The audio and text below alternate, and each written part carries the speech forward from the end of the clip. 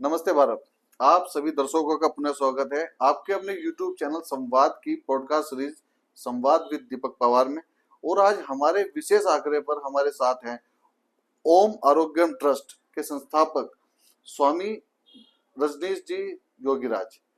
और अभी कुछ दिन पूर्व हमने 11वां अंतर्राष्ट्रीय योग दिवस बड़े हर्षोल्लास से मनाया, तो उसी से जुड़ा हुआ एक कार्यक्रम करने की मन में अभिलाषा थी। तो हमने योगी जी से संपर्क साधा और उसी आग्रह को उन्होंने स्वीकार सहर्ष हृदय से स्वीकार किया।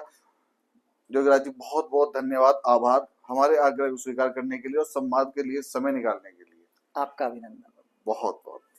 तो आगे बढ़ते हैं इसी क्रम में। जैसे मेरा सबसे पहला प्रश्न होता है अपने गेस्ट से कि पृष्ठभूमि, तो वहां से हम स्टार्ट करेंगे कि अपनी पृष्ठभूमि क्या है, कैसे अपना व्यक्तिगत थोड़ा सा मुझे परिचय आप देंगे।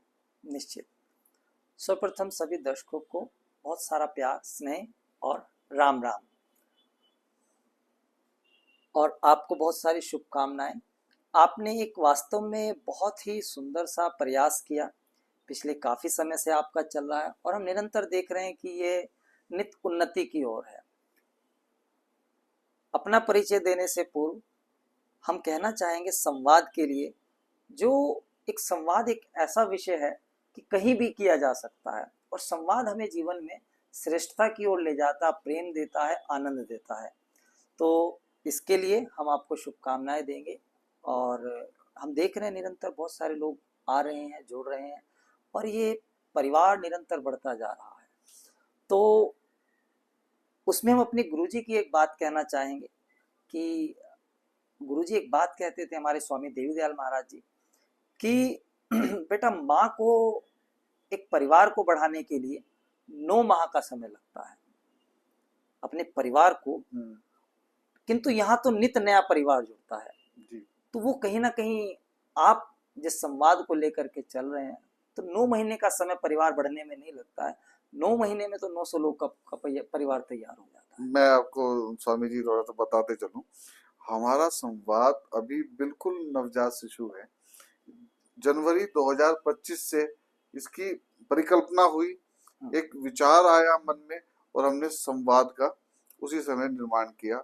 और हमने जब संवाद स्टार्ट किया था तो मेरा खुद के मन के भाव ये थे कि मैं महीने में 1 संवाद या 2 संवाद करूंगा। फिर उसके बाद जब लोगों के साथ संवाद स्थापित होना शुरू हुआ तो मैं बताता हूँ, मुझे स्वयं इतना मजा आने लगा कि मेरा खुद का आनंद बढ़ता गया। और आज हम जून माह में हैं और हम और आप 32वां संवाद कर रहे हैं। तो हमने सही कहा ना कि मतलब 9 महीने में तो हम 900 का परिवार जोड़ देंगे। तो इसीलिए आपको शुभकामनाएं। और जैसा आपने कहा कि अपना थोड़ा सा परिचय, हम तो आज के समय में केवल अपना परिचय इतना ही जानते हैं, मानते हैं और बताते हैं कि बस हमारा नाम योगी रजनीश है। किंतु कार्यक्रम है उसमें थोड़ा सा विषय व्यक्त करना अति आवश्यक है। हमारा नाम योगी रजनीश, और लगभग 3-4 वर्ष की आयु से हम इस योग के क्षेत्र से जुड़े। तो किस प्रकार से जुड़े? तो हमारे माता पिता हमारे स्वामी देवीदयाल महाराज जी के श्री चरणों से जुड़े। तो बाल्यकाल था, 3-4 वर्ष की आयु थी उस समय, तो माता पिता जुड़े तो स्वतः हम भी जुड़ गए। और हमारे लिए बहुत सौभाग्य रहा कि हमें स्वामी देवीदयाल महाराज जी, उनसे हम दीक्षित हैं, गृहस्थ गुरु हुए हैं और उन्होंने अपने जीवन काल में अनेकों चमत्कार हुए, अनेकों चमत्कार किए। और आज हमारे पास मीडिया है, हम यहाँ बैठे चर्चा कर रहे हैं, वार्ता कर रहे हैं।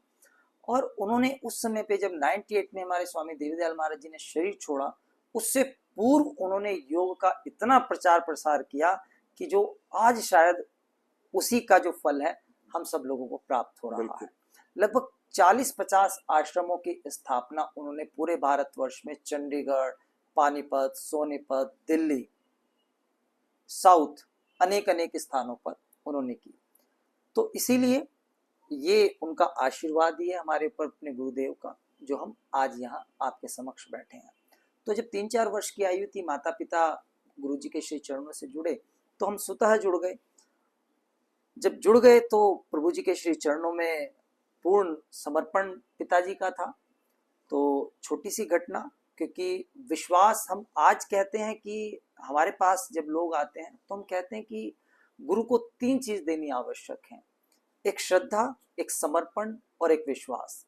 इन 3 चीजों के बिना आप जाएंगे गुरु तो सब कुछ अपना दे देंगे, क्योंकि आपको तो केवल एक कदम गुरु की ओर बढ़ाने की आवश्यकता है, गुरु अपना सर्वस्व अपने शिष्य को प्रदान कर देते हैं। ऐसे अनेकों अनुभव हमने स्वयं से प्राप्त किए।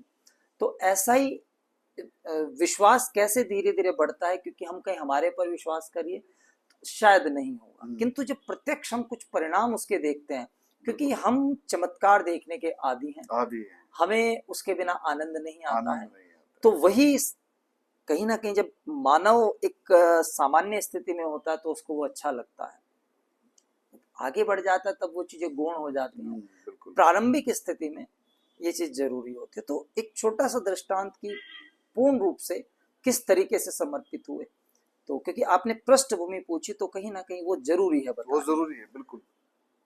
एक हमारे पिताजी के बड़े परम मित्र थे, मास्टर जी थे, उनसे उम्र में बड़े थे, किंतु उनको वो बड़ा स्नेह करते थे, अपने छोटे भाई की तरह मानते थे। तो उन्होंने उनके पिताजी के सिर में दर्द रहता था माइग्रेन का, तो वो आश्रम से जुड़े हुए थे। उन्होंने कहा कि ईश्वरचंद जी हमारे पिताजी का नाम था, तो उन्होंने कहा कि मैं ठीक करता हूँ। नाक में आए हमारे निवास पर और हम पिताजी से कहने लगे घी मंगाओ। तो उन्होंने कहा घी क्या करेंगे? उन्होंने कहा नाक में डालूंगा। उन्होंने कहा नाक में डालेंगे? तभी उससे पहले कभी सुना नहीं था। आज भी हम लोगों को बताते हैं तो लोग बड़े आश्चर्यचकित हो जाते हैं। तो उन्होंने कहा नाक में डालूंगा, तो लेकिन वो उन्होंने तो मना किया, कभी देखा नहीं, सुना नहीं, समझ में आना बड़ा मुश्किल। किंतु उन्होंने कहा तो उनकी बात मानते थे, आदर सम्मान में उनकी जबरदस्ती बात मानी और उन्होंने नाक में गर्म करके घी गाय का डलवा दिया। कौन सा माइग्रेन और किसका माइग्रेन? जीवन पर्यंत जब तक रहे सिर में दर्द तो शायद नहीं हुआ। बहुत सुंदर। एक विश्वास बना, तब तक केवल योग के ऊपर थोड़ा सा हुआ था, अब गुरु जी के ऊपर। तो पिताजी को एक बार बगल में एक फोड़ा हो गया, डॉक्टर ने ऑपरेशन की डेट दे दी। तो गुरुजी का फंक्शन था, रोहतक में हमारे गुरुजी का मुख्य स्थान था, मुख्य आश्रम था। तो वहाँ पे गुरुजी का फंक्शन था गुरु पूर्णिमा का।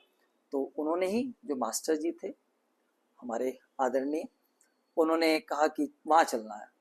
तो हमारे पिताजी बोले कि मैं तो नहीं जा सकता, क्योंकि मेरे तो ऐसे डॉक्टर ने डेट दे रखी है और मुझे चीरा लगना है, तो मेरे तो दर्द है बहुत ज्यादा। उन्हें कोई बात नहीं, आके देखेंगे, डेट कब की, आने के बाद की है ना, कोई बात नहीं। तो वो उनको जबरदस्ती ले गए। आज तो फिर भी आश्रमों में बड़ा स्टैंडर्ड हो गया है, लेटना बैठना बड़ा हर तरीके से हो गई है, रॉयल उसमें, और कहीं ना कहीं लग्जरियस हो गए। हमारे गुरुजी के आश्रम बड़े साधारण हुआ करते थे। तो वहां पे गए, जाकर के अपना भंडारा वगैरह किया, नीचे अपना लेटे, सब एक साथ लेटते थे। तो लेटने के बाद सुबह उठे, फंक्शन अटेंड किया वगैरह वगैरह, सब प्रोग्राम अटेंड करके वापस आए। आकर के डॉक्टर के पास डेट थी, तो वहां गए। तो जैसे देखा तो डॉक्टर कहता क्या करूं, किस चीज का ऑपरेशन करूं, कुछ है ही नहीं यहाँ पर। अरे तो अब जब इतना कुछ अद्भुत विषय घटित होते हैं, तो वो श्रद्धा, समर्पण और विश्वास, क्योंकि गुरु के ऊपर हमने किया तो सही, लेकिन मन में कहीं ना कहीं रहती है कि, लेकिन हमने एक कदम जब गुरु की तरफ बढ़ाते हैं तो गुरु अपने आप संभाल। गुरु, अगर आपने किसी को गुरु बोल देना और हृदय से गुरु मान लेना, फिर वहां संशय का भाव नहीं होता है। वो होना ही नहीं चाहिए। अनेकों चमत्कार हैं ऐसे, उनके विषय में भी आगे चर्चा करते रहेंगे। तो बस इसी प्रकार से हम अपना जुड़ते चले गए और प्रभु जी के चरणों में एक बार हम रहते थे जहाँ, तो आश्रम रामनवमी का कार्यक्रम था। तो हमें सभी चले गए परिवार के, हम और माता जी रह गई। हमें माता निकली हुई थी, तो मतलब छोटी माता, दाने दाने से हो जाते हैं, तो बुखार उसमें जाने का मतलब नहीं। आज तो फिर भी बड़ा अलग तरीके का है। तो उस समय पे तो उस बड़ा परहेज होता था, बड़ा परहेज हुआ करता था, मिलना नहीं जुलना नहीं। तो हमने जिद पकड़ ली, हमने कहा आश्रम में जाना, सब चले गए। अब हमारी माताजी हमें किसी तरीके से ढक दाब के लेकर के चली कि चलो चलते हैं, बच्चा जिद कर रहा है। अब वहां जब पहुंच, मतलब जैसे ही निकले, तो आसपास की महिलाएं कहने लगी कि बहन जी तुम्हारा दिमाग खराब है, तुम क्या कर रही हो, कहाँ लेके जा रही हो, गलत कर रही हो, नहीं लेके जाना चाहिए। माता रुष्ट हो जाती है। तो हाँ, लेकिन अब हमारी जिद थी, रिक्शा में बैठे, पहुंच गए, प्रभु जी ने अपनी गोद में लिया, किसका बुखार, कैसा ओह बुखार, सुंदर। प्रसाद दिया, उसके बाद कुछ नहीं, सब मस्त आनंद। तो जब ऐसी एक स्थिति आती है, इतना आशीर्वाद गुरु का मिलता है, तो अपने भीतर मतलब कहीं संशय का कोई मतलब ही नहीं रह बिल्कुल जाता है। तो आप पूर्णतः समर्पित हो जाते समर्पित हो हैं। थे तो पहले ही, लेकिन और समर्पण आपका बढ़ता चला जाता है। तो गुरु चमत्कार नहीं करते हैं, गुरु तो आशीर्वाद देते हैं, वो चमत्कार के रूप में घटित हो जाते हैं, ऐसा हमारा मानना है। बहुत सुंदर, बहुत सुंदर। तो बस अपने आप धीरे धीरे ऐसे ही पूर्ण रूप से प्रभु जी के श्री चरणों में, मतलब हमें पता ही नहीं हम कब कहाँ क्या कैसे करने लगे। हमें कभी किसी ने योग नहीं सिखाया, गुरु जी ने शिविर लगाए तो हमने उसमें खड़े होकर योग कराना शुरू कर दिया। तो उनके आशीर्वाद से पुनः फिर वही कह रहे हैं, अगर यहाँ आज यहाँ बैठे हैं, आपके समक्ष वार्ता कर रहे हैं, या किसी शिविर में या कहीं अन्य, ये तो गुरु की कृपा हम है। नहीं बोल रहे हैं, प्रभु जी का आशीर्वाद ही बिल्कुल शब्दों के रूप में निकल रहा है। निसंदेह, निसंदेह, बिल्कुल। क्योंकि गुरु महिमा से और गुरु कृपा से मैं बिल्कुल उसी भाव से मैं भी जुड़ा हूँ।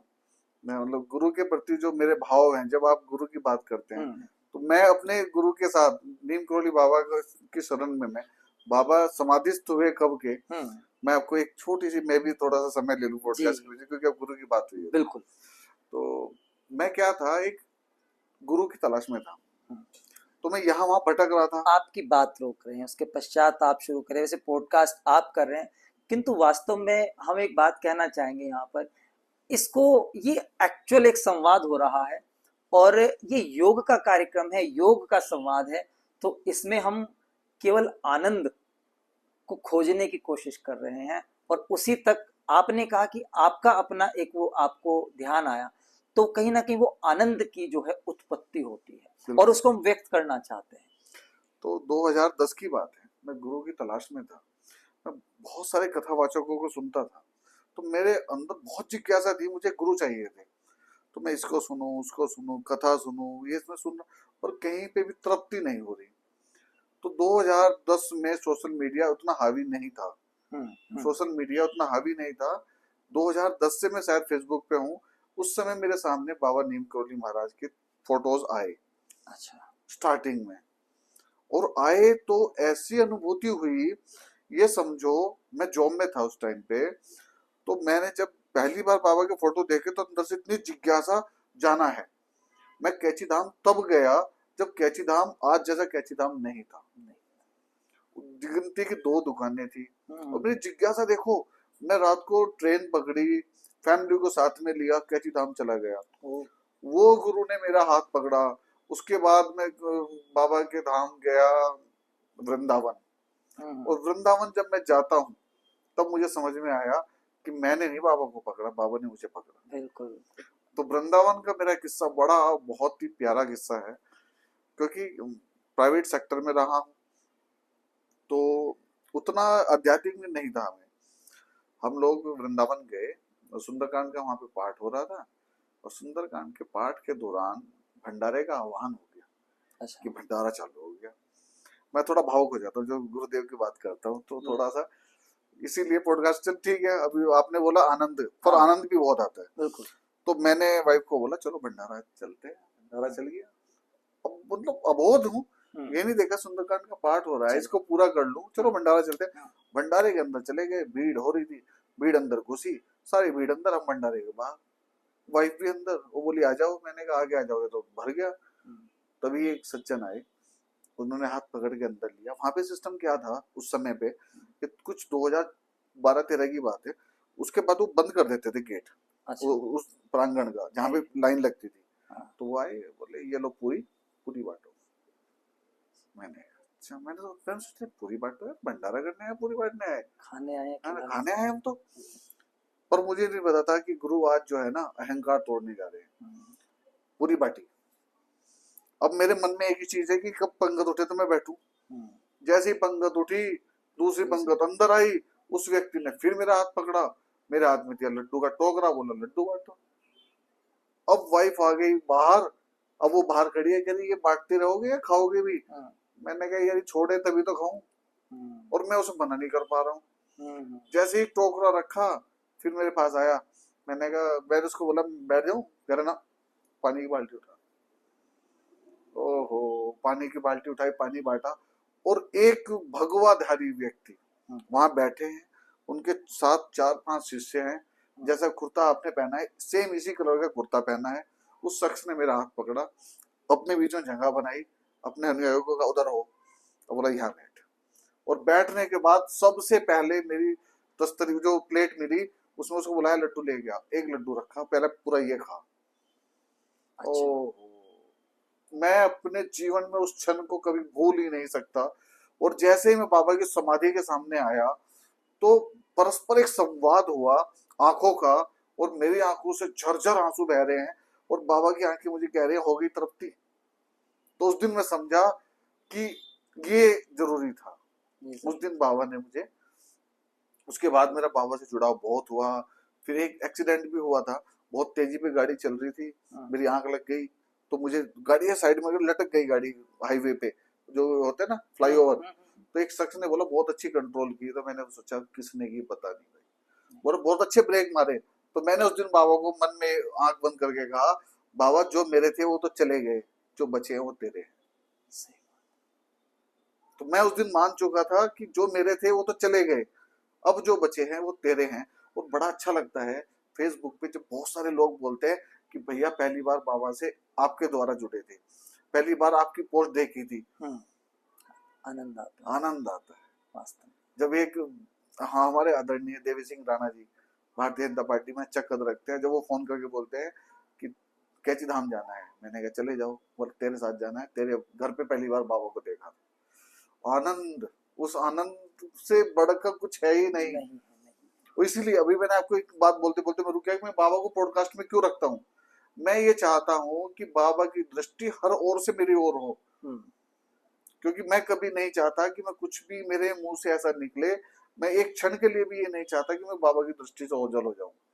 मैं चाहता हूँ उसकी दृष्टि मुझ पे हमेशा बनी रहे, अच्छा करूं तब भी और बुरा करूं तब भी। बिल्कुल। तो इसीलिए हर पॉडकास्ट में बाबा की मौजूदगी, क्योंकि मैं ये मानता हूँ जब हम संवाद करते हैं तो दो संवादों करने वालों के बीच में जज का होना अनिवार्य है।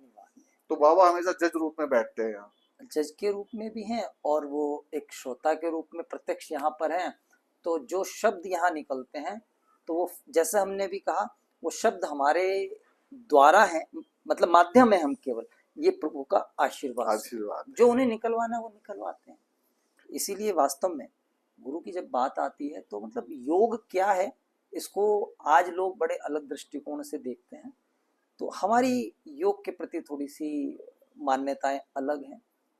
आज का एक जो वर्ग है वो योग को अलग दृष्टिकोण से देखता। आपने आत्मसात कर लिया उसको, आपने उसको आत्मसात कर लिया, तो यही है सबसे बड़ी बात। और देखिए जो बात आप कह रहे हैं कि मैंने जब कि गुरु को ढूंढा, तलाशा, तो क्योंकि आज हम योग के ऊपर कर रहे हैं, आपने हमें किस चीज के लिए बुलाया है? योग के ऊपर, आसनों के लिए तो नहीं। तो योग क्या है ये अति आवश्यक है समझना, क्योंकि आज के समय में सबसे बड़ी जो विचारधारा हो गई है, जब भी हम योग की बात करते हैं तो सर्वप्रथम हमारे समक्ष आता है योग का मतलब आसन। और आपने जहां हमें कहीं देखा होगा बोलते सुना या कुछ भी, तो हम कहते हैं आसन और प्राणायाम योग के एक अंग है, अभिन्न अंग है, किंतु योग नहीं है। ध्यान योग का एक अभिन्न अंग है, किंतु योग नहीं है। तो ये लोगों को समझना अति आवश्यक है, क्योंकि हमारे ऋषियों मुनियों ने यही कहा है। उन्होंने कभी कुछ कहा ही नहीं कि आसन करने का नाम योग है। हम उनकी विभिन्न प्रकार की विभिन्न जो उन्होंने अलग अलग हमारे जो ऋषि मुनि हुए हैं, जो गुरु हैं, उन्होंने जो परिभाषाएं दी, कभी नहीं कहा उन्होंने कि आसन करो सुखी रहो। उन्होंने कहा योग करो। आसन तो केवल शरीर को स्वस्थ कर सकते हैं। तो जो हम पूरा का पूरा ये विषय है, ये योग है जी। अब आपने कहा कि मुझे लगता है, मैं मानता हूं कि मुझे बाबा ने खुद बुलाया है, मैंने, तो ये वास्तविकता है। क्योंकि हमारी जो परंपरा है, जिस परंपरा की हम बात करें, तो वो लगभग हम आज 2025 में है, तो लगभग 105 वर्ष पुरानी मान लेते हैं। वैसे तो इससे ज्यादा समय हो गया है, क्योंकि हमारे जो सबसे बड़े गुरु हैं, दादा गुरु रामलाल महापुर जी, उनका जन्म ही 1888 का है, और आपने शरीर 1935 में छोड़ दिया। मात्र 51 वर्ष की आयु में आपने शरीर छोड़ दिया, देह त्याग दी। क्योंकि कई बार होता है कि जो बहुत विशिष्ट कार्य करने हेतु परम शक्ति इस संसार में भेजती है, इस नश्वर उसमें आना पड़ता देह को लेकर के, तो बड़े सूक्ष्म समय के लिए आते हैं। तो शंकराचार्य जी कितने समय के लिए आए? बहुत सूक्ष्म समय के लिए आए, अपना कार्य किया और चले गए। क्या करना उन्हें? भौतिक जीवन थोड़ी उन्हें जीना है, उनके लिए तो एक उद्देश्य है, उस उद्देश्य के लिए आना, उसकी पूर्ति करना और चले जाना। तो हमारे गुरुदेव भी ऐसे हुए। तो उन्होंने, क्योंकि हमें जीवन में एक गुरु की आवश्यकता है निश्चित रूप से जी। और गुरु कैसे मिलते हैं? ये तो अंदर से प्रेरित होते हैं। जैसे आपने कहा कि मैंने फेसबुक पे उनकी फोटो देखी तो आप प्रेरित हुए, तो एक माध्यम बना फेसबुक। अन्य कुछ भी बन सकता है, कहीं आप गए, जैसे लोगों ने आपसे कहा कि आपके यहाँ उनकी फोटो देखी तो आप माध्यम बन गए। तो वास्तव में लोग आज एक बहुत नासमझी की बात करते हैं, तो वहां ये बात रिलेट हो जाएगी जो आपने कहा, और बहुत अच्छी बात कही आपने। हम इसको कहीं ना कहीं बड़ा अप्रिशिएट करते हैं जो आपने बात कही, समझ करके। नासमझी में नहीं, बहुत समझदारी की बात है। आज लोग देखते हैं, कहते हैं, आप देखते होंगे कि हम एक गुरु की तलाश में हैं, जैसे हम सभी हैं। उसके ऊपर एक अलंकरण और जोड़ते हैं, हम किसी अच्छे गुरु की तलाश में। क्या हम इतने सक्षम हैं कि हम गुरु की तलाश कर सकें? यदि हम इतने सक्षम हैं तो क्या फिर हमें गुरु की आवश्यकता है? बहुत सुंदर, बहुत सुंदर, अद्भुत। हमें जिज्ञासा है। हमारे रामलाल महापुर जी ने वन में उन्होंने तलाश करी। उनकी छोटा सा उनके विषय में बता देते हैं, क्योंकि वो हमारे एक तरीके से सूत्रधार वही हैं। फिर बात आती है रामलाल महापुर जी, मुलक राज महाराज जी, स्वामी देवदयाल महाराज जी, उन्हीं के आशीर्वाद से चल रहा है। और पिता का आशीर्वाद तो सर्वोपरि है, क्योंकि उनके बिना तो हम वहां पहुंचते ही ना। बिल्कुल नहीं, उन्होंने कनेक्ट किया वहां पर। तो उन्होंने अपना, महर्षि काकभूषणी जी ने उनकी भविष्यवाणी की थी कि ऐसे ऐसे रामलाल नाम का बालक होगा, पिता का नाम गंडाराम, माता का नाम भागवंती, और 2.5 वर्ष की उनकी पूरी जीवन काल की पूरा विवरण लिखा हुआ है। पूर्व में वो सारी चीजें थी। आज भी वो जो उनकी ताम्रपत्र पर लिखी हुई उनकी भविष्यवाणी विद्यमान है तमिल भाषा में, तो वो हमारे गुरुदेव के आश्रम में रखी हुई है। तो अद्भुत है चीजें। ऐसा ही ऐसे घटित हुआ, अनेकों चमत्कार। मतलब हम बताएं तो जैसे भी आप कह रहे थे कि मतलब मुझे कुछ अलग ही आनंद आने लगता, हमारे शरीर का रोम रोम प्रसन्नचित्त हो जाता है, आनंदित हो जाता है। तो जिसको हम शब्दों में व्यक्त नहीं कर सकते जब गुरु का नाम आता है। तो उन्होंने यहाँ आकर के अपना अलग अलग स्थानों पे जाने मतलब गए। तो हमारे गुरु जो थे वो सात्विक गुरु की तलाश में थे। अब तामसिक गुरु भी होते हैं, तो ऐसे ही उन्हें रास्ते में मिलते चले गए। तामसिक गुरु भी मिले, तो तामसिक का तो उनका कोई वो नहीं था, वो उनको भाई मिलते थे, बात करते थे, छोड़ देते थे। ठीक है, छोड़ने का मतलब ससम्मान कि गुरुदेव मेरी ये तलाश नहीं है। तो अब वो भी गुरु की तलाश में थे। गुरु की तलाश करना जिज्ञासा है, गलत नहीं है, लेकिन हम कहें कि हम अच्छे गुरु की तलाश में हैं तो इसका अर्थ है या तो हम बहुत उच्च कैटेगरी के हैं, उच्च कोटि के हैं, या हम बिल्कुल निकृष्ट मानसिकता के हैं। अगर गुरु के विषय में हम ऐसा विचार रखते हैं कि हम अच्छे गुरु की तलाश में हैं, तो वो भी तलाश करते रहे, किंतु कहीं संतुष्टि नहीं हुई, क्योंकि जो चाह थी। तो वो प्रेरणा भी गुरु डालते हैं कि बेटा अब तलाश शुरू कर दो, क्योंकि जब तक हम एफर्ट नहीं करेंगे, जब तक मथेंगे नहीं तो मक्खन कैसे निकलेगा। गुरु ने जिज्ञासा डाली कि बेटा अब ये जिज्ञासा चली गई, आपने अपना बताया, तो जिज्ञासा आपके भीतर उत्पन्न हो गई, तो राह बनती है। फिर आप चलोगे, आप घूमोगे, आप भटकोगे। उनके गुरु आए और उनको हाथ पकड़ करके जीवनी में विवरण है, हाथ पकड़ के आकाश गमन करा करके ले गए समाज साधना की। हाँ। तो और ये मतलब कोई केवल वैसी बात नहीं है कि हमने शब्दों में व्यक्त कर दी, ये सत्य है। इसी के ऊपर आधारित आगरा में एक स्थान है सवाई ग्राम नाम का। वहां पे गुरुदेव के जो शिष्य थे वो रुकते नहीं थे, तो भागते इधर से उधर, उधर से उधर, जिस हेतु आए थे वो कार्य करना था। वो उन्होंने अनेकों अनेक योग के प्रचार प्रसार में अपना समय लगा। आश्रम नहीं बनाए जाते, आश्रम 2-4 स्थापित किए। तो आगरा में एक स्थान है, वहां पे उन्होंने बंद कर दिया। तो अपने गुरुदेव ने अपने शरीर को सूक्ष्म करके वहां से अपने आप को आकाश गमन करके चले गए। ये वास्तविकताएं हैं मतलब, और ये योग की पराकाष्ठाएं हैं। तो योग ये है। तो इसीलिए हम अपने आप को बड़ा सौभाग्यशाली समझते हैं कि हम अपने दादा गुरु रामलाल महापुर जी के एक परंपरा को लेकर के आगे बढ़ रहे हैं। उसके पश्चात मुलखेश्वर महाराज हुए, उनकी परंपरा को, उसके बाद स्वामी देवीदयाल महाराज जी हुए जिनसे हम दीक्षित हुए। तो वो दीक्षा लेना भी अपने आप में एक अभूतपूर्व आशीर्वाद था। मतलब लोग पता नहीं कितनी लाइनें लगाना, कितने बालपन में जब छोटे थे मस्ती मस्ती में उनके पास गए, लोग थाली सजा के लाते हैं, पैसे रखते हैं, फूल रखते हैं, ये रखते हैं, वो रखते हैं। हमने ऐसे खेलते खेलते जाके कहा, हमने कहा कि महाराज जी दीक्षा लेने। तो हमारे गुरुदेव पंजाबी थे, दूर खोते दे पुत्र, ऐसे बोल रहे हैं कि तुझे क्या जरूरत है। हमने कहा बस, बड़ा बड़ा स्नेह करते थे।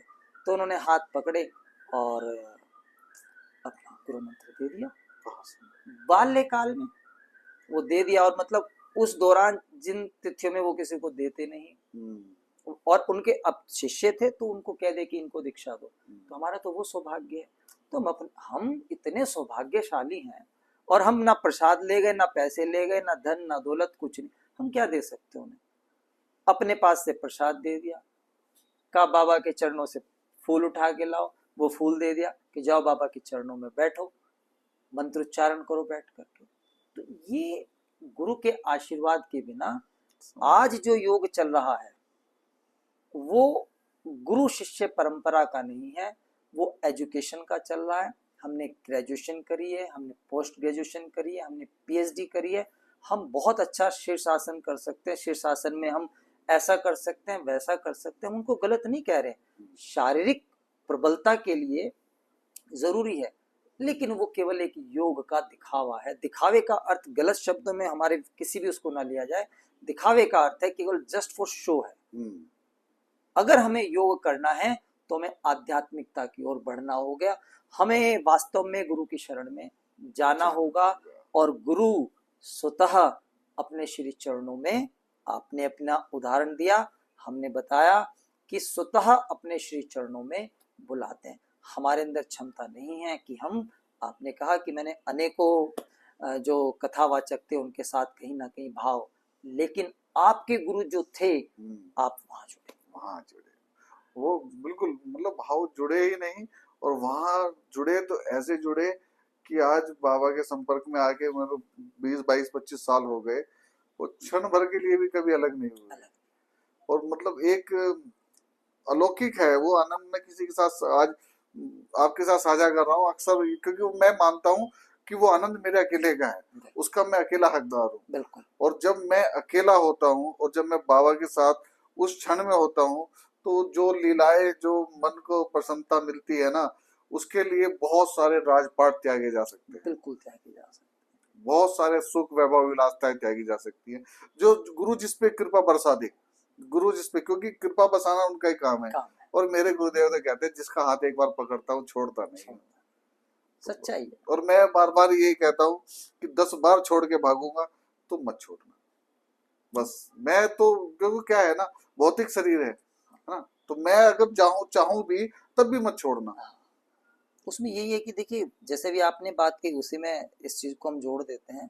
हमने प्रारंभ में कही थी कि हमारा एक कदम 9 कदम गुरु के होते हैं। बिल्कुल।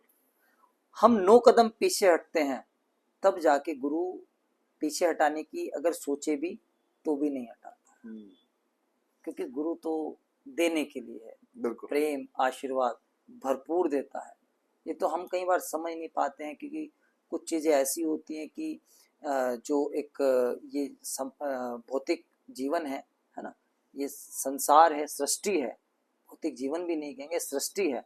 इस सृष्टि में कुछ चीजें ऐसी हैं, नियत हैं, तो उन चीजों को वास्तव में हमने देखा कि गुरु के आशीर्वाद से वो पहाड़ का राई कर देते हैं। लेकिन हमें वो राई भी चुभती है। हम भौतिक जीवन जीते हैं ना, हमें तो मतलब सब कुछ मजा मजा चाहिए, हमें जरा सी भी कोई कंकड़ पत्थर नहीं चाहिए। तुरंत हम दोषारोपण हम कितना ही भोजन कर रहे हैं, हम दाल चावल खा रहे हैं फॉर एग्जांपल, तो कितना ही हम सारा खा लेंगे, उसमें जरा सा कंकड़ पत्थर आएगा तो बनाने वाले को क्या किया तुमने, तो सारा खाना बेकार कर। तो गुरु तो पहाड़ का राई करता है, लेकिन वो राई भी हमें चुभती। और जो गुरु की शरण में जुड़ा हुआ है वही इस पहाड़ और राई के उदाहरण को समझ सकता है, वरना तो ये सारी चीजें आदमी को लगता है कुछ नहीं है। तो सच्चाई है। बहुत सुंदर, बहुत अद्भुत। योग पे पॉडकास्ट करना था, गुरु की महिमा पे हो गया, और बाकी जैसी गुरुदेव की कृपा होता वही है। हाँ, हम और आप तो माध्यम मात्र हैं। अब हम आते हैं संस्था पे। योग आरोग्यम ट्रस्ट संस्था किस रूप में कार्य करती है, क्या संस्था के उद्देश्य है, और क्या संस्था की भविष्य की नीतियां हैं, योजनाएं हैं, उसके विषय में थोड़ा सा प्रकाश डालिए। गुरुदेव ने 98 में शरीर छोड़ा, पश्चात उसके अपनी सब गतिविधियां चल रही थी, तो ऐसे ही मन में एक अभिलाषा हुई, तो योग तो कराते ही थे। तो फिर एक दिन बैठे, सत्र चलते रहते थे, तो कि हमने कहा इसको एक थोड़ा सा संगठित होकर के किया जाए। तो 9 नवंबर 2007 को, जिस दिन हमारे उत्तराखंड का दिवस भी होता है, तो उत्तराखंड भी उसी दिन बना था। तो 9 नवंबर 2007 में हमने अपनी ओम आरोग्यम योग मंदिर ट्रस्ट की स्थापना की। तो इत्तेफाक था कि वो 9 नवंबर 2007 वो आपस में लिंकअप हो गए दोनों दिन। तो उस दिन से फिर योग के जितने भी पहले केवल हम अपने उससे करते थे, उसके पश्चात फिर संस्था के माध्यम से कार्यक्रम करने प्रारंभ किए। कार्यक्रम पहले भी करते रहते थे, किंतु उसके बाद थोड़ा सा और एक औपचारिक रूप से कुछ चीजें आ जाती हैं, नाम आ जाता है, तो कई लोगों को एक संतुष्टि और सद्भाव के विचार उत्पन्न हो जाते हैं, क्योंकि व्यक्तिगत और संस्था में कहीं ना कहीं एक अंतर रहता है। तो इसीलिए वो संस्था को बनाया गया।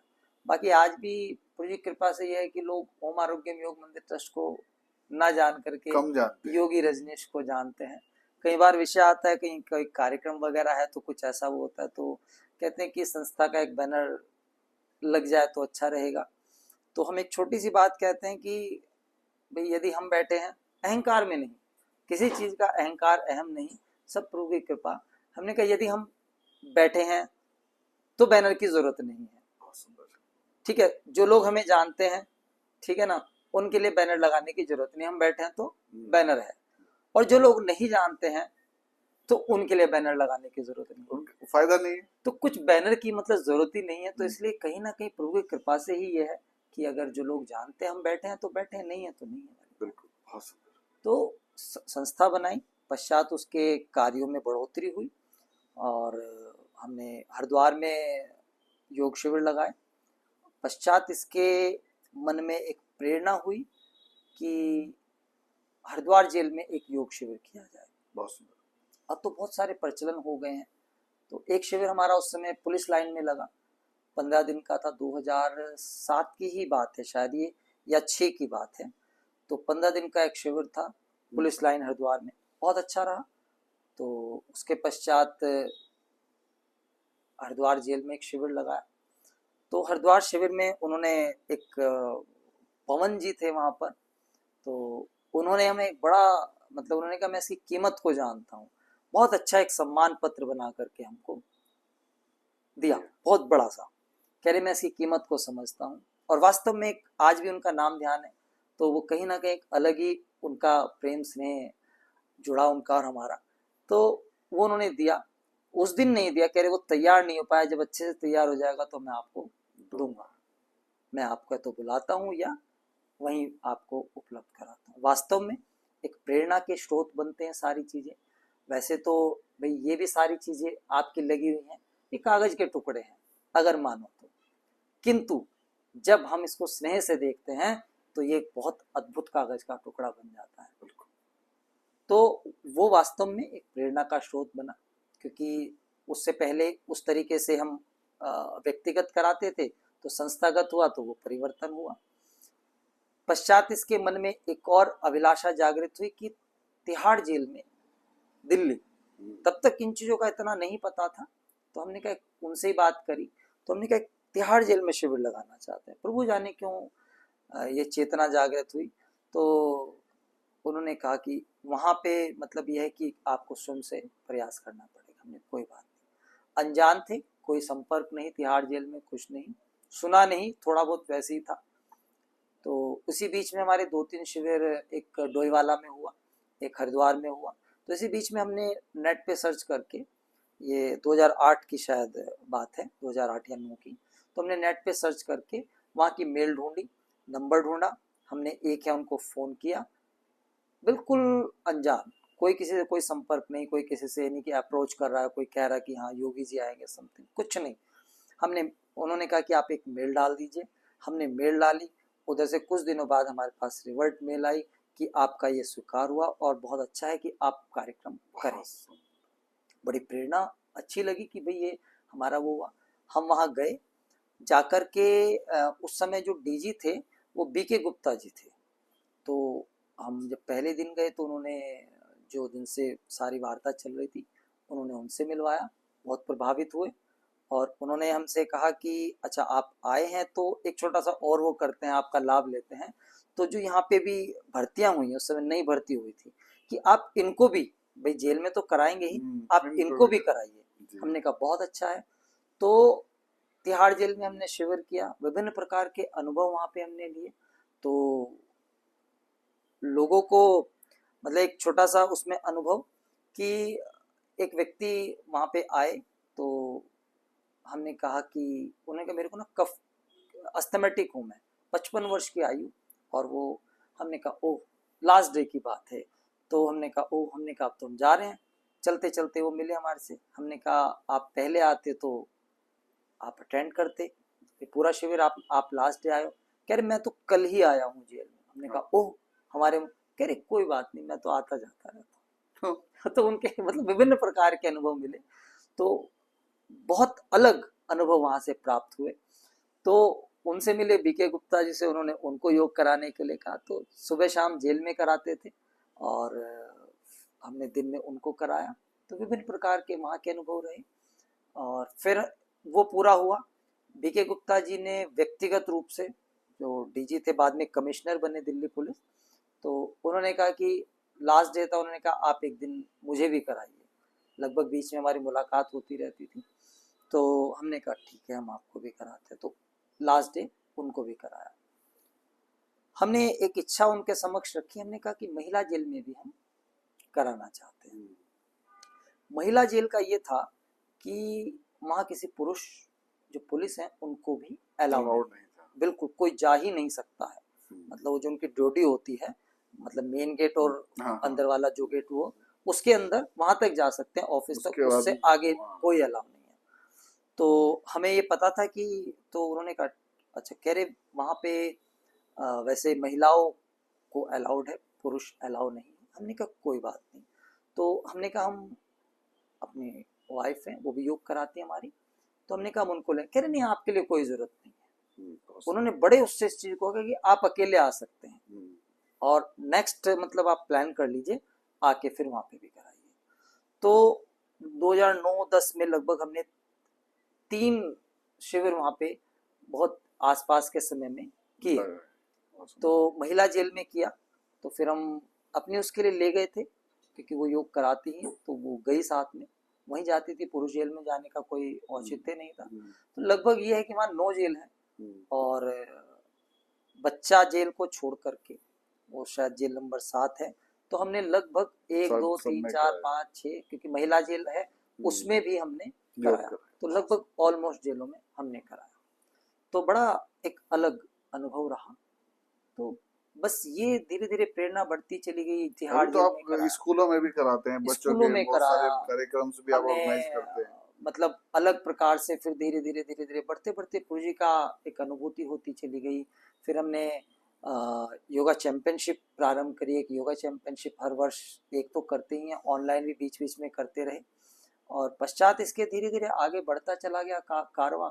आप सबकी स्नेह शुभकामनाओं से हम तो अपने आप को माध्यम मात्र मानते हैं कि हम केवल ये सेवा करने के लिए प्रभु जी ने आशीर्वाद दिया है, बाकी सब जो वो करवा रहे हैं सब वो हम उनके कर रहे हैं।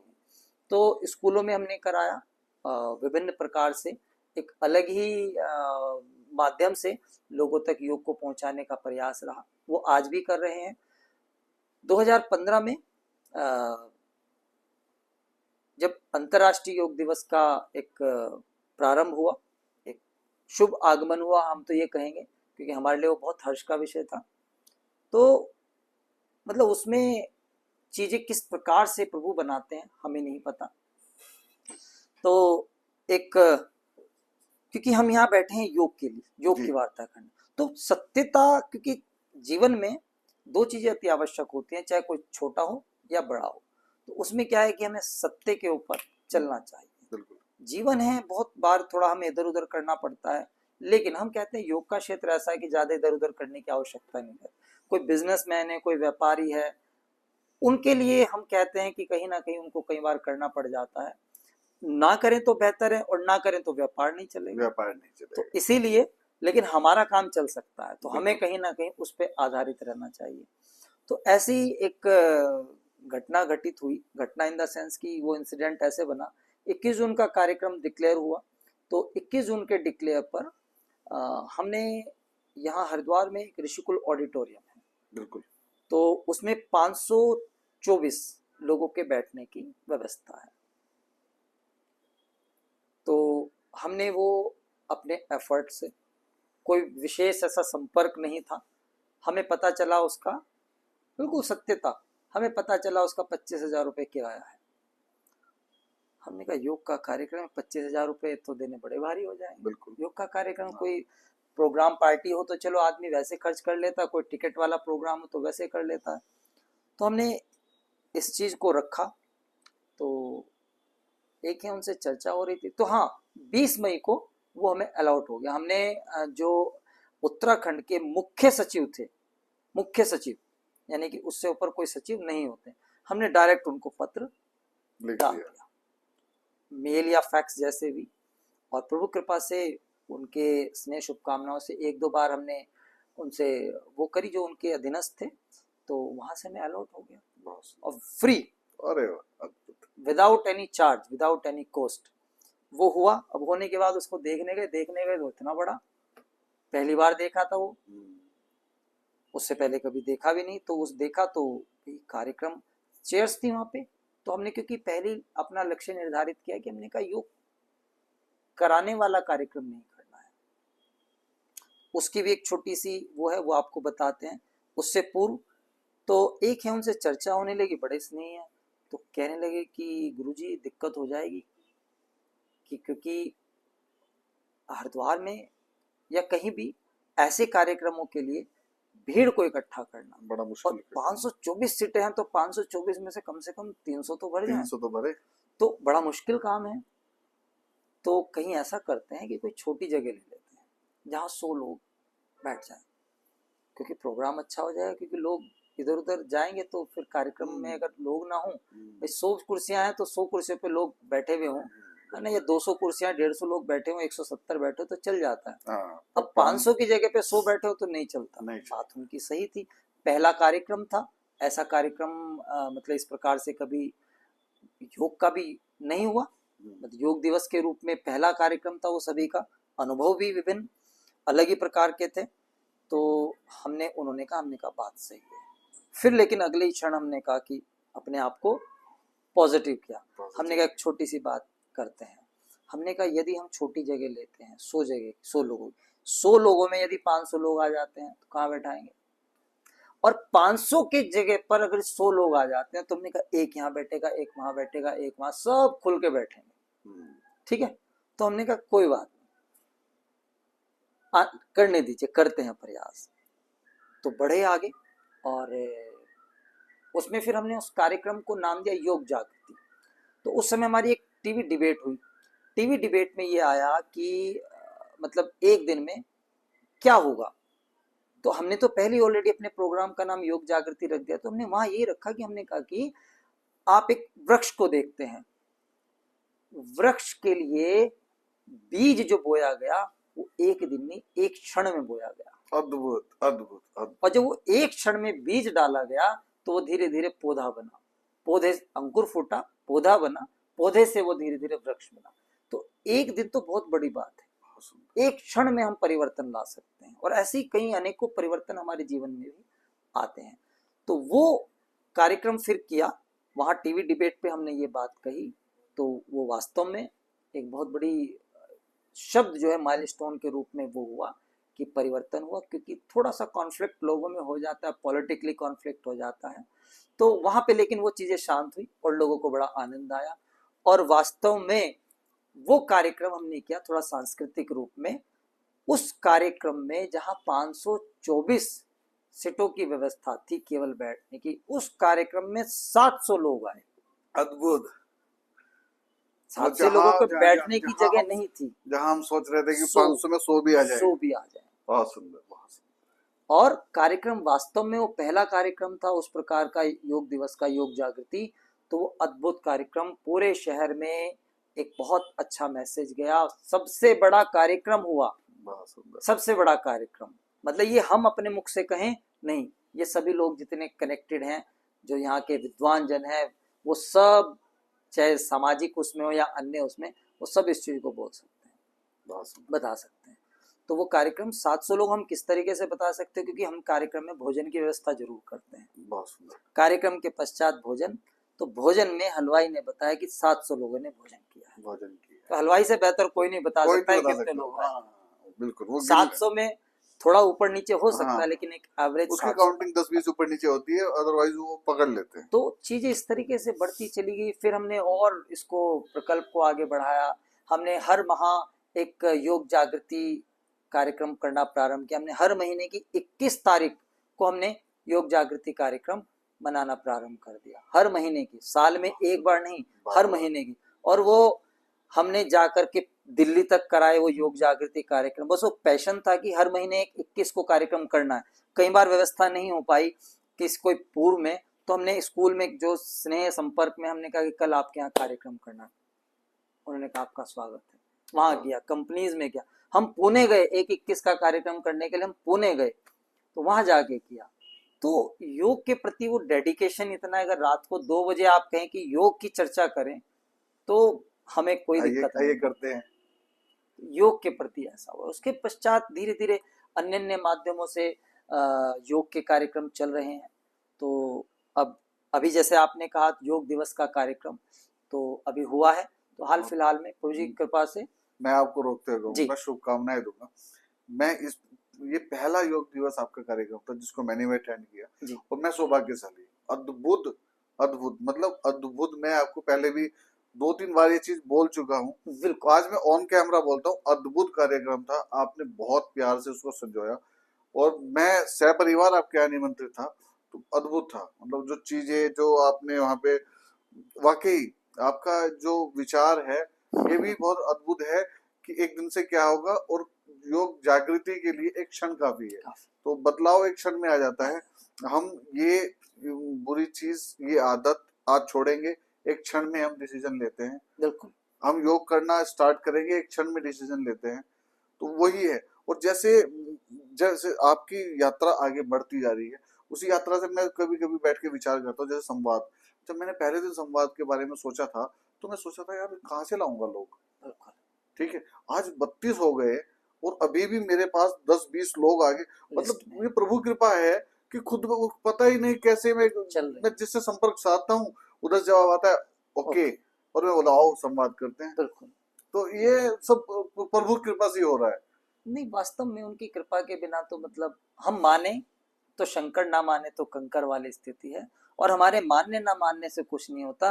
वो पत्थर शंकर है तो वो शंकर ही है, शंकर ही है। उसमें तो चमत्कार, उसमें अद्भुत शक्तियां, उसको पास क्यों जा रहे हैं, क्योंकि वहां पे शक्तियां, आनंद है वहां पे। शक्तियों का मतलब केवल चमत्कार से नहीं कि मेरे जीवन में एक चमत्कार हो गया, मुझे अपने जीवन में सब कुछ मिल गया, गाड़ी बंगला, ये भौतिक चीज है, ये भौतिक चीज है।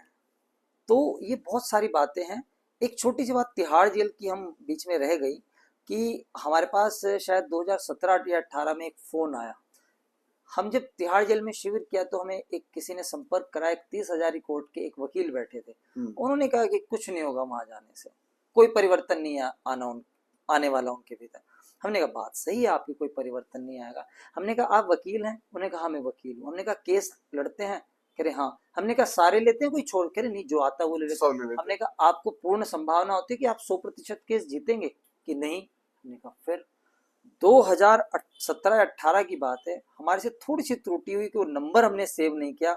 हमारे पास फोन आता है, गुरुजी मैं दिल्ली से बात कर रहा हूँ और मैंने तिहाड़ जेल में योग सीखा था और आज मैं वहां से रिहा हो चुका हूँ, मैं योग कराता हूँ। बहुत सुंदर, ये है अद्भुत प्रयास। तो ये है, वो कैसे हम उसको मान ले कि हमारा जो प्रयास है वो निरर्थक गया? कैसे मान ले? पूर्ण सार्थक है। अगर एक व्यक्ति बदल गया तो हमने कितना बड़ा कार्य कर दिया, उसकी कृपा से उसने हमारे द्वारा करा दिया। हम तो माध्यम। बहुत सुंदर, बहुत सुंदर। तो ये चीजें चलती रहती हैं और संस्था इसी के साथ साथ मतलब योग के क्षेत्र में कार्य कर रही है, अन्य आयुर्वेद के क्षेत्र में कार्य करने की चेष्टा रहती है, करती रहती है। सामाजिक क्षेत्र में बच्चों को प्रेरित करने के लिए कि बच्चे कहीं ना कहीं आगे बढ़ें, क्योंकि वो बहुत ज्यादा जरूरी है, जो हमारी नींव है उनको और एक पहले भी कहीं ना कहीं सामाजिकता के उसमें काम, सोशल उसमें चलते रहते थे। ड्यूरिंग कोविड ये और ज्यादा बढ़ा, जब 22 तारीख को पब्लिक कर्फ्यू लगा, उसके पश्चात 23 तारीख को ये बिल्कुल फाइनल हो गया कि ये अब लॉकडाउन हो गया है। तो मन में ऐसे ही कहीं ना कहीं किसी को देखा हमने भोजन का, उन्होंने प्रकल्प किया, तो मन में प्रेरणा हुई कि हम क्यों नहीं। ठीक है, बहुत टिपिकल सिचुएशन थी, लोग घर से नहीं निकल रहे थे, भय में थे सब, लेकिन ठीक है, जो प्रभु करेंगे वो करेंगे, तो हम क्यों नहीं। इस संस्था क्यों बनी है? क्या केवल कागजों के लिए या शो के लिए? तो 23 तारीख को हुआ, 24 तारीख को ये संकल्प मन में आया और नियति सब कुछ रचती है।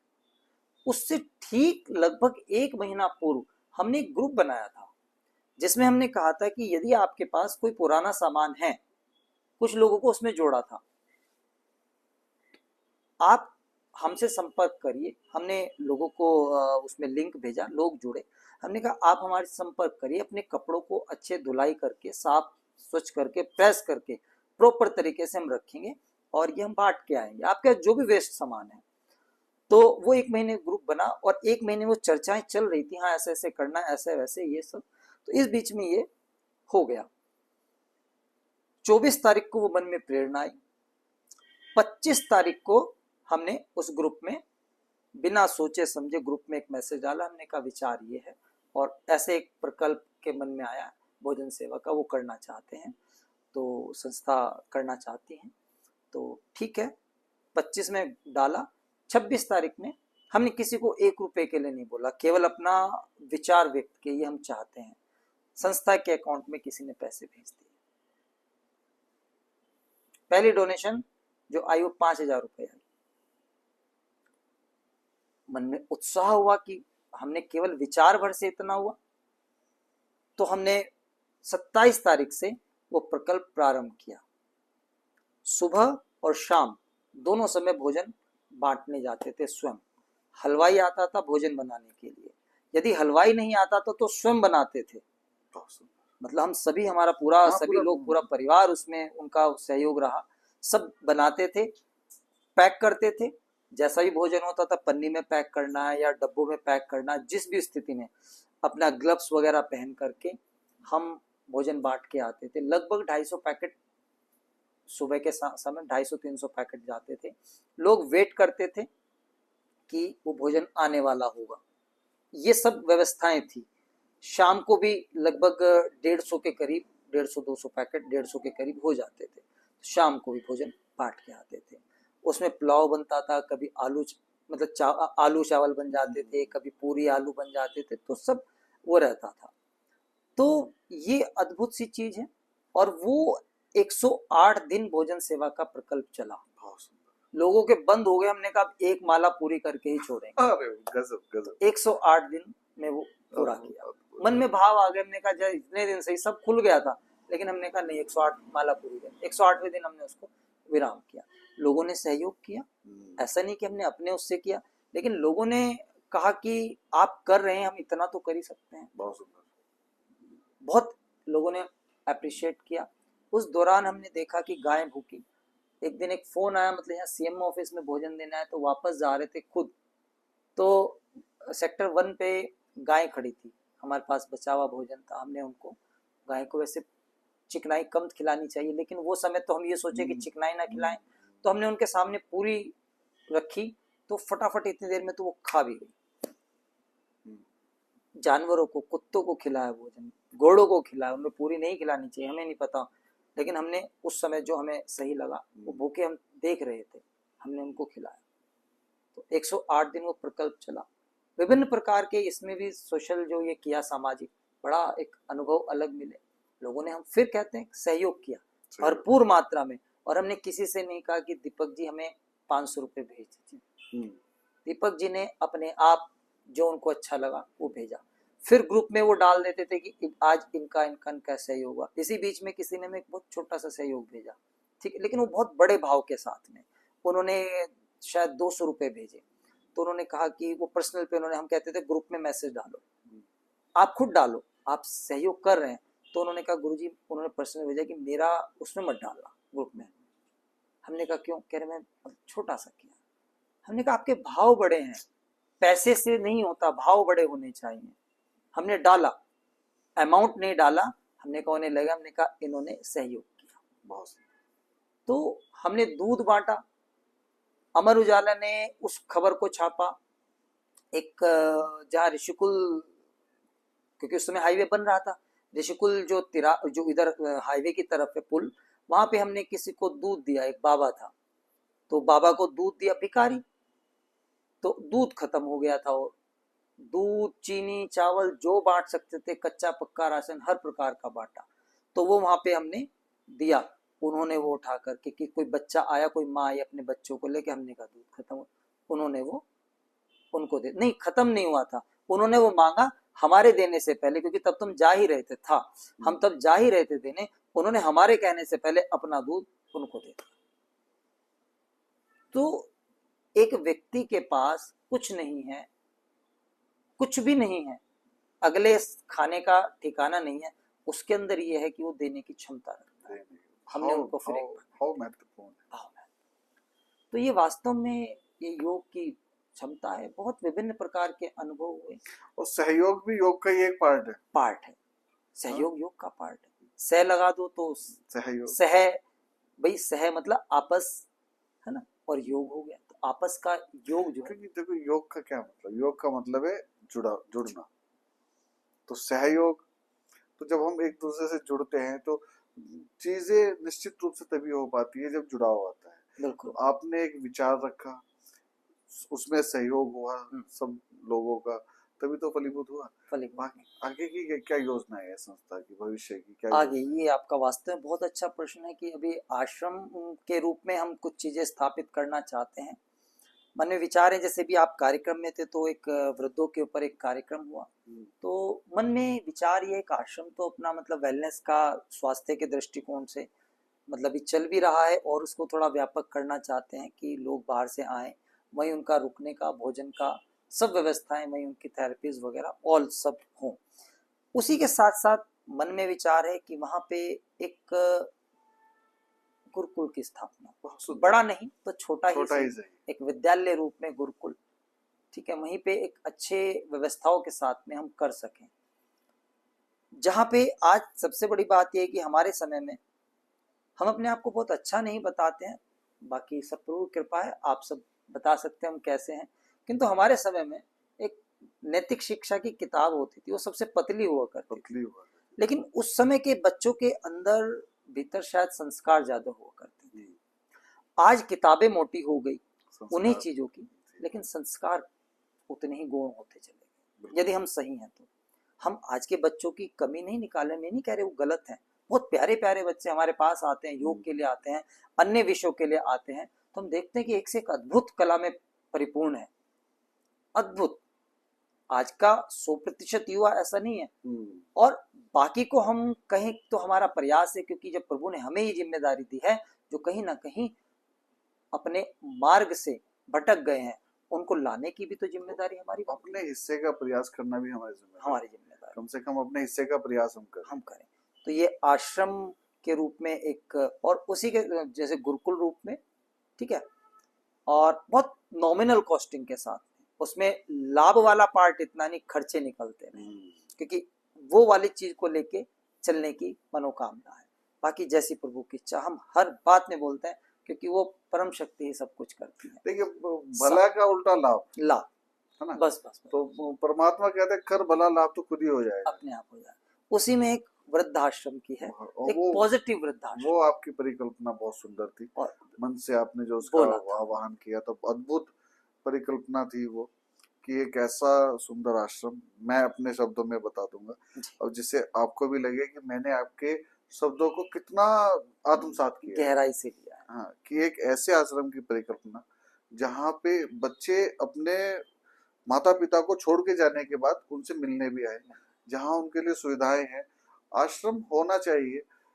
ये आश्रम वाली पद्धति ऐसा भी नहीं कि हर जगह गलत है, क्योंकि कुछ संतानों के कई बार क्या होता है, समय पूर्ण रूप से ना हो पाना, एक एज गैप जो आपने बात की थी, बहुत अच्छी बात थी वाकई।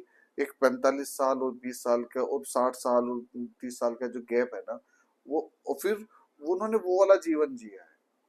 आज जीवन अलग है, आज के युवा का स्ट्रेस भी अलग है, ठीक है। अगर हम बात करेंगे, एक 60 साल का व्यक्ति है, उसने जो जीवन जिया है, जिस जवानी से उसने अपने बच्चों का पालन पोषण किया है, तो वो स्ट्रेस लेवल तब नहीं था।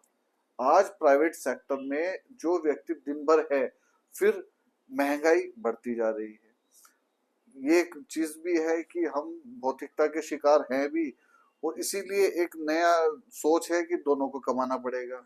अब दोनों कमाने जाएंगे तो माँ बाप की सेवा कौन करेगा? बिल्कुल। तो वो उस हिसाब, उस दृष्टिकोण से अच्छा है, उस दृष्टिकोण से अच्छा है कि वो जैसे पौधा है, तो पौधे को अनुकूल वातावरण मिलना आवश्यक है।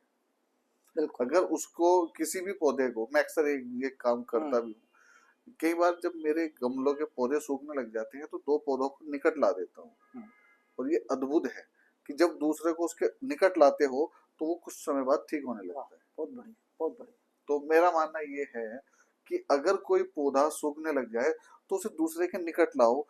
जस्ट लाइक ऐसे ही अगर वृद्धाश्रम में वहां पे अच्छी किस्से कहानियां हो, वहां पे वो लाइफ का एंजॉयमेंट हो, दोनों चीजें हैं। एक जगह आप बैठ के दुखड़े रो रहे हो, आप दुख व्यक्त कर रहे हो, और एक जगह आप बात कर रहे हो, एंजॉयमेंट कर रहे हो। यार वो बेटा काम पे जाता था, वाइफ काम पे जाती थी, उसकी टाइम उनके पास था नहीं, अब हमने कहा यहाँ पे खुशी खुशी है, खा रहे पी रहे, योग कर रहे हैं, और अपना 2 टाइम मस्ती ले रहे हैं, संडे के दिन आ जाते हैं, बात खत्म हुई। और जब हमें मिलना होता हम चले जाते हैं। कोई बंधन नहीं है। वृद्धाश्रम वो नहीं कि जहाँ पे एक पीड़ा वाला हो।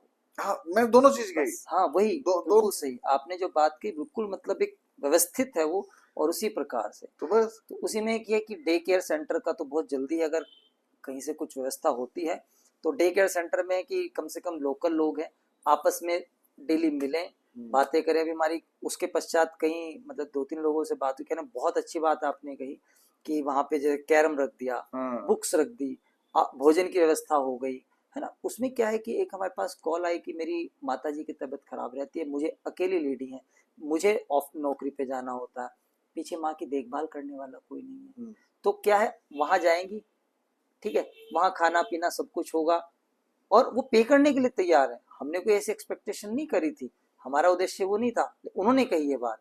तो वहां पे वो चीजें उस तरीके से चले कि आप अपनों के बीच में, अपनी उम्र के लोगों के बीच में रहेंगे तो एक अलग आनंद आता। शाम को अपने घर, तो एक डे केयर सेंटर बुजुर्ग महिला जो बच्चों का चलता है, बुजुर्गों का क्यों, बहुत सुंदर, अद्भुत अद्भुत आपका। तो जल्दी ही विचार है कि हरिद्वार में कम से कम इस चीज को हम प्रारंभ करें। देख रहे हैं व्यवस्थाएं कैसे कर पाते हैं, तो जैसे भी प्रभु जी की वो होगी तो उसको जल्दी ही करने का है। और इसमें एक और साथ में है, तो उसको भी विराम करते हैं कि क्योंकि वो बहुत बड़ा वो है, तो इतना भी अगर प्रारंभ में जो अभी आगे की वो है, तो योजनाएं तो इतनी है कि बहुत सारी कर सकते हैं। धीरे धीरे करते जाएंगे। जैसे जब हम यहाँ तक पहुंचे हैं, और मैं अक्सर एक चीज बोलता हूँ कि हमें कुछ भी सोचने की आवश्यकता नहीं है, मैं हमेशा अपने परिवार को ये बोलता हूँ, जो यहाँ तक लाया है उसने आगे का भी सोच के रखा सोचा हो। तो सोचने का काम उसका है, किसी भी जब चीज को लेके। या तो हम सोचें तो अपने आप करो, जब उसको समर्पित हो गए। ब- जब शुरू में एक बात हमारे जो आज ये शुरू हुआ था, श्रद्धा समर्पण और विश्वास, ब- जब समर्पित कर दिया है तो वो जाने। तो बस मेरा मेरा हमेशा ये रहता है कि जिसका है वो जाने, बस बस। क्योंकि हम हमारे करने से कुछ वैसे भी नहीं हो रहा है, नहीं होने और हमारे करने से कुछ होगा भी नहीं। नहीं होगा। तो इससे अच्छा है जिसके करने से होगा वही कर ले। तो मैं यही बोलता हूँ, जब कुछ जटिल समस्या में फंस जाता हूँ तो मैं हमेशा बाबा को बोलता हूँ, बाबा इतना ही था बस मेरा साहस, बाकी तेरा है, बस तू आप जाने। संभालो होगा तो होगा, नहीं होगा तो नहीं होगा। वास्तव में। और वो मैं बताऊँ, निश्चित रूप से जब आप कोई चीज परमात्मा के ऊपर सौंप देते हो ना, तो निश्चित रूप से वो हो जाती हो जाता है। बस बशर्ते आपका विश्वास उतना अटेग होना है, होना चाहिए, जो चाहिए। आपने बात बोली कि विश्वास नित्यांत आवश्यक है। तो ऐसे ही वास्तव में उसके बिना तो नहीं कार्य चलता, मतलब योग यही है। तो हमने तो इसीलिए ये संस्था को लेकर के चल रहे हैं। योजनाएं बहुत हैं, जितना जहाँ तक कर सकेंगे, या हम कहें कि हम क्या कर सकेंगे, जहाँ तक प्रभु करवाना चाहता है वहां तक हमारे से करवा लेगा। बहुत बहुत अद्भुत आज हमारा पॉडकास्ट रहा। और और इसमें एक आपके चीज और जोड़ देते हैं कि हमने एक परिभाषा दी है, क्योंकि ये पॉडकास्ट का क्योंकि समय निर्धारित है तो हमें इसको विराम करना पड़ेगा, ठीक है। किंतु ये इसमें आप एक चीज डाल दीजिएगा, टू बी कंटिन्यूड। कारण क्या है कि आज तो हम केवल अपने विषय में चर्चा कर पाए, नेक्स्ट हम जल्दी ही बैठेंगे। अभी तक ये काफी समय से हम बैठ नहीं पा रहे थे हाँ कुछ। तो आज हम उस चीज को, क्योंकि हम अधूरा इसको मान के चलते हैं, तो जल्दी ही हम इसका दूसरा पार्ट भी करेंगे, क्योंकि योग को एक्चुअल में हम समझने की कोशिश कोशिश करेंगे। करें। आज हमने केवल भूमिका के ऊपर चर्चा करी है, बिल्कुल हमने अपने विषय में चर्चा करी है कि हम कैसे योग तक पहुंचे, क्या गुरु की वो है, निश्चित रूप से। ठीक है ना। तो इसको जल्दी ही हम करेंगे, क्योंकि एक परिभाषा हमने दी है योग की कि उत्तम जीवन शैली जीने का नाम योग है। चलिए, आपकी भविष्य की जो योजनाएं हैं उनके लिए मेरे ओर से आपको बहुत बहुत शुभकामनाएं। और उसमें मैं आपको ऑन कैमरा बता दूं कि जो मुझसे सहयोग हो पाएगा उसके लिए मैं हमेशा आपके साथ हूँ, हमेशा बिल्कुल तत्पर हूँ। संवाद का प्लेटफॉर्म आपके लिए हमेशा है। बाकी सब, जैसे मैं अक्सर बोलता हूँ कि हमारे आसपास बहुत कुछ अच्छा हो रहा है और हम प्रयास करते हैं उसे आप तक लाने का, ताकि संवाद जारी रह सके। इसी क्रम में आज हमारे साथ स्वामी रंजीत जी थे, जिन्होंने अपनी जो अभी उन्होंने बात की वो बिल्कुल सही बात है कि आज हमने सिर्फ भूमिका बांधी है, आज हमने अपने विषय पे बात की है। और ये पॉडकास्ट अंत नहीं है, ये टू बी कंटिन्यू है।